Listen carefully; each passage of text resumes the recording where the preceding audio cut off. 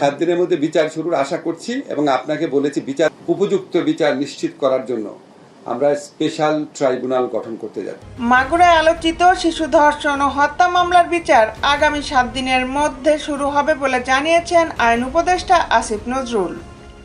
আজ বৃহস্পতিবার বিকালে সচিবালয়ে সমসাময়িক বিষয় প্রেস ব্রিফিংয়ে এই কথা জানান তিনি।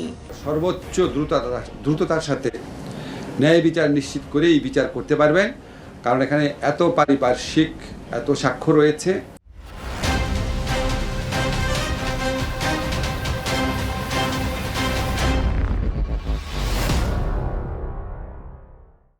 আইন উপদেষ্টা বলেন, শিশুটির ময়না তদন্ত আজকেই করা হবে। ডিএনএ নমুনা নেওয়া হয়েছে, আজকেই মরদেহ হেলিকপ্টার যোগে নেওয়া হবে। 7 দিনের মধ্যে বিচার কাজ শুরু হবে। আসিফ নজরুল আরও বলেন, দ্রুত বিচার শেষ হবে। আশা করি দোষীদের দৃষ্টান্তমূলক শাস্তি হবে।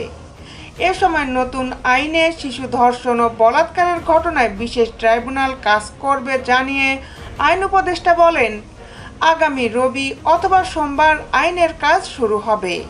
তিনি বলেন, সরকার কোনো কালক্ষেপণ করেনি, দ্রুত সবাইকে গ্রেপ্তার করেছে, জিজ্ঞাসাবাদ করেছে। ধর্ষণের ঘটনা আন্দোলনের নামে ভিন্ন কিছু করতে চায় কিনা সেদিকে নজর রাখতে হবে। এর আগে দুপুরে ঢাকার সম্মিলিত সামরিক হাসপাতালে চিকিৎসাধীন অবস্থায় মৃত্যুবরণ করে মাগুরার ধর্ষণের শিকার শিশুটি। তার মৃত্যুর তথ্য নিশ্চিত করেছে আন্তঃবাহিনী জনসংযোগ পরিদপ্তর। গত 6 মার্চ মাগুরার শহরতলির নিজনান্দোয়ালি গ্রামে বোনের বাড়িতে বেড়াতে এসে ধর্ষণের শিকার হয় শিশুটি। প্রথমে তাকে মাগুরা সদর হাসপাতালে নেওয়া হয়। সেখানে অবস্থার অবনতি হলে ফরিদপুর মেডিকেল কলেজ হাসপাতাল হয়ে ঢাকা মেডিকেল কলেজ হাসপাতালের পেডিয়াট্রিক ইন্টেনসিভ কেয়ার ইউনিটে স্থানান্তর করা হয়। এরপর 7 মার্চ রাতে তাকে ভেন্টিলেশনে নেওয়া হয়। গত 8 মার্চ সন্ধ্যায় সংকটাপন্ন অবস্থায় শিশুটিকে ঢাকার সম্মিলিত সামরিক হাসপাতালে ভর্তি করা হয়। শিশুটির চিকিৎসায় সিএমএইচের প্রধান সার্জনকে প্রধান করে 8 জন বিশেষজ্ঞ চিকিৎসক নিয়ে মেডিকেল বোর্ড গঠন করা হয়েছিল। শিশুটিকে ধর্ষণের অভিযোগ করা মামলার 4 আসামির মধ্যে 3 জন পুরুষের ডিএনএ পরীক্ষার জন্য এরই মধ্যে নমুনা সংগ্রহ করা হয়েছে।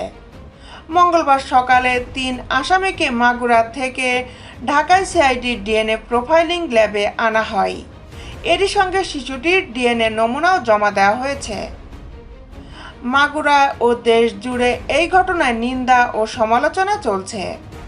ধর্ষণ ও নিপীড়নের বিরুদ্ধে চলছে বিক্ষোভ প্রতিবাদ। দেশ বিদেশের আপডেট নিউজ পেতে আমাদের সাথেই থাকুন। Justice television, Dhaka.